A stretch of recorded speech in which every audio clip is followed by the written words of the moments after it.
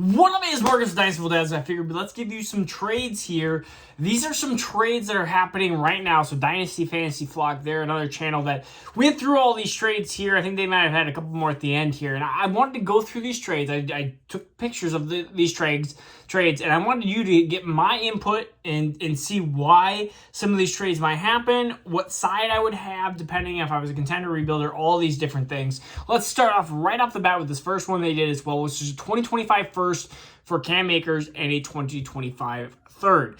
In my opinion, when you make trades that involve something, let's say like a running back or a second or a third, and you're trying to combine 2-3 quarters to get $1, it is the perfect trade. It's one of the trades that, honestly, when I was a Dynasty newbie a long time ago, I got abused by this so often, where they would give me a player that was adequate. I mean, Cam Akers being drafted as a very, very low-end RB2, high-end RB3.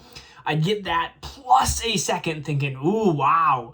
And then I would give up my first. My first would end up being 106, and I would miss out on the players like, again, Jackson Smith-Njigba, Jahmyr Gibbs. I would miss out on the Justin Jeffersons, the Jerry Judys, the previous years of Nick Chubbs. And like, I would miss out on all those players because I was dumb enough to fall into these traps where I'd get, again, I'd get 80 cents, 2 40-cent pieces trading for $1. Or even if it was 2 50-cent pieces trading for $1, it is not the same equivalent. You want the dollar. You want the big piece. You want the 2025 first here. I like Cam Akers. I think he's worth a second-round pick. But you are not going to add a second and a third to trade for a first. It doesn't make sense. Even if you give a high-end a second-round pick for Cam Akers, I'm okay with that.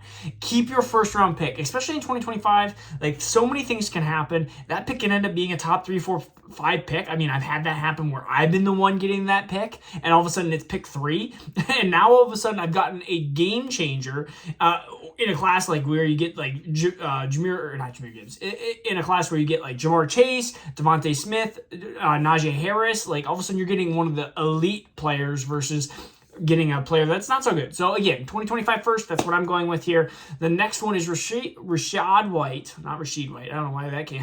I guess I'm thinking of Rashee Rice. I keep thinking of him. He's been stuck in my rookie brain. Rachaad White, Chris Olave for Brandon Ayuk and Khalil Herbert. I know you don't get any of these little trades up through here, but you get the White and Olave versus Ayuk and Herbert. And this is honestly, again, where you have to look at is you have to start looking at some of these rankings, because really you're giving up Chris Olave, who's a great average draft position and a great ranking, versus Brandon Ayuk, who's not ranked super high, and Khalil Herbert, who's not ranked super high. So you should be getting, on the Brandon Ayuk and Herbert side, you should be giving up a 2024 first, in this case, for Chris Olave, or a 2024 second, and probably 2025 second, or probably even 2025 first, in this opinion. Because Ayuk and Herbert do not match up with Rachaad White and Chris Olave. You have to start looking at some of these rankings, or average draft position is so incredibly important just to see where players are ranked, especially if you're new to the channel, or if you're, again, I know that there's some people that have their kids watching. It's like, just find average draft position, and look and see where some of these guys are ranked, and you can start going, oh, Chris Olave ranked number 9, Brandon Ayuk ranked 25, and that's just random saying. But it's like, if that's that big of a difference, then you know that you're trying to get fleeced here. Okay, we have the big one here. Jamar Chase versus the group of JSN, Cooper Kupp, and 2024 first. We don't know what the 2024 first is, but you are giving up. You're getting Jamar Chase. So your team is likely going to be a little bit better. That 2024 first probably moving towards the middle to the back half. Hopefully the back half if you're trading your 2024 first.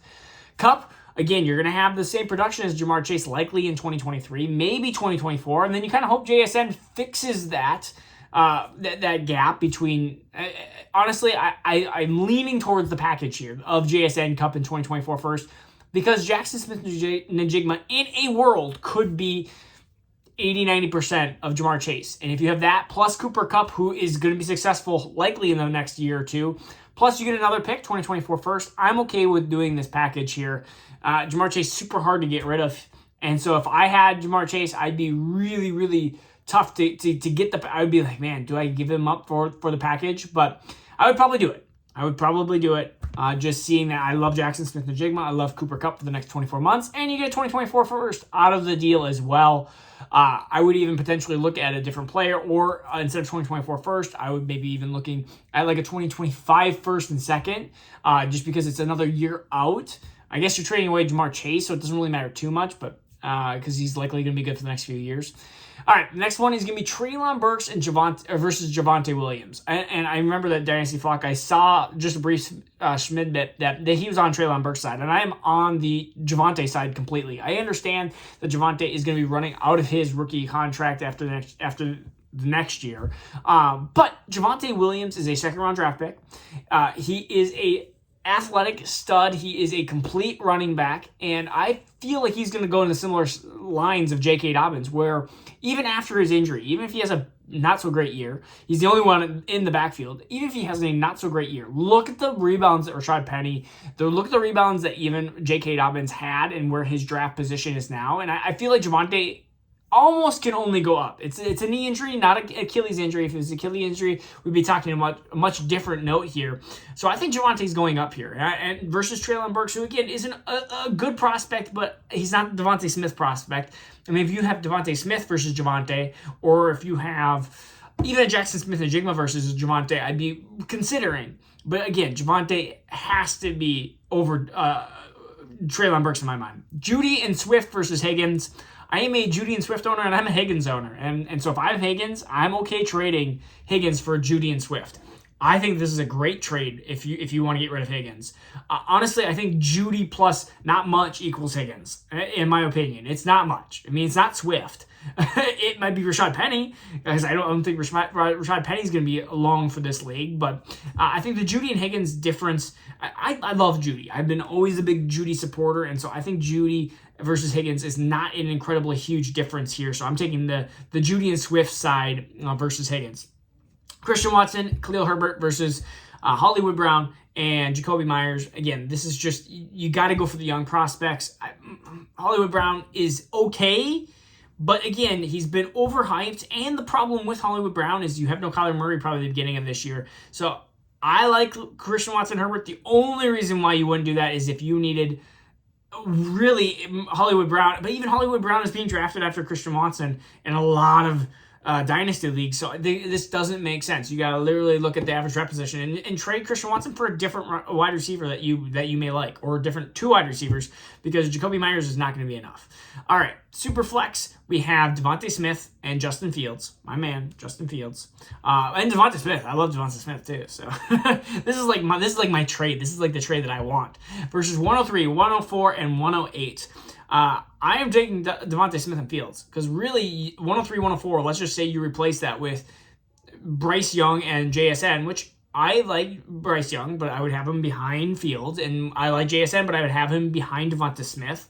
And you get 108, so I can see the trade both ways, I really do, but I'm likely still taking the two players that I feel a lot more confident in, that I know what I'm getting, versus the unknown. Prospects always look great. 108 could end up being Dalton Kincaid. It could be Quentin Johnson. It could be something like that, but it also could be a huge bust. It could be the Bryan Edwards, it could be the Henry Ruggs and stuff like that. I mean, even the 103, 104, you miss on one of those two prospects, you're likely losing this trade, and I already know what I'm getting with, again, Devontae Smith and Fields, two prospects that already seem to be a success at the NFL level, so I'm taking those two. 103 for 105 and 2024 first. Now, this is all about tier-based drafting. You have to know your tiers, because 105 is the end of a tier. 102 to 105 is a tier. And if you haven't watched this channel for very long, it's 3 quarterbacks, a running back, and a wide receiver. 106? Maybe it is 106. 106 is the end of our tier. So you have Bijan Robinson, you have Jahmyr Gibbs, JSN, no particular order, and the 3 quarterbacks, Anthony Richardson, CJ Stroud, and Bryce Young. So you have 2, 3, 4, 5, 6. I'm okay even trading from 103 to 106 if you really want me to, but 105 guarantees me I get to have a choice between one of two players. And so 103 is likely going to be a quarterback. And 105 might not be. It might be JSN, might be Jahmyr Gibbs, but I'm okay with that. And you get a 2024 first. I don't know if I mentioned that. 103 for 105 and 2024 first. I'll take the 105 and 2024 first if I don't desperately need a quarterback. And this is honestly one of those that I'm just hoping that 102, 103, 104 goes a running back or wide receiver, and then I can choose my quarterback. I'm fine taking Stroud, Young, Richardson, whatever. I mean, Richardson likely going 102, unless this is already a draft day trade. Just interesting. Mike Williams, Tua, 2024 first for Anthony Richardson and Josh Downs. So this must be a Josh Downs lover. So you're really doing Mike Williams, Tua, 2024 first for 102, we'll just say, and Josh Downs. Josh Downs, we can minus him with Mike Williams. I think that they're kind of comparable, probably pieces in my mind. So it's Tua and 2024 first for Anthony Richardson. Tua, what do you want? Do you want the big boomer bust? Take Anthony Richardson. You want the safety? Take Tua. But you have the 2024 first. And so that's where I think this is a pretty easy trade where you take Tua in 2024 first and you have a top 12 pick, plus you get Mike Williams. I am taking that side. I would even lean Mike Williams over Josh Downs anyways. So I'm taking that side of the trade. I get the Anthony Richardson hype. And yeah, maybe you look and you give up a top 4 quarterback in Dynasty. But there's also the chances that Anthony Richardson has a really struggling beginning of his career. So we'll see. 204 and 2024 first again for Chris Godwin. Again, you're trading your 2024 first too early for a prospect. I've talked about this. Too early for a team that probably has too many holes, I'm guessing. Because right now, you're not going to be able to fill in your one hole because of Chris Godwin. I think you can make this trade in 6 months. If this trade is still around in end of October, early November, and you're a contending team, make this trade. I think that's a trade that you can do. Right now, way too risky because we don't know Chris Godwin's situation with the quarterback, how good Mike Evans is going to continue to be. And really, it's a danger to trade your 2024 first. I've done it too early in teams. All of a sudden, my team gets hurt, and I have to almost try to sell without having my own first, and it becomes a ridiculously hard strategy, and you end up just beating yourself brain-wise. So don't do this trade yet. Could do it in the future, but don't do it yet. Or do it with somebody else's 2024 first and 204. Still, I think it's a little bit of an overpay. Just give them somebody else's first if it's worse than yours. and take Chris Godwin, but it's still, trade's too early. All right, this is Marcus Dynasty Dads. I'm actually out of town Thursday, Friday, Saturday, Sunday. So I might have another video here before the end of the week. But besides that, have a good long week here because I'm going to be out of town. Peace out. Take care.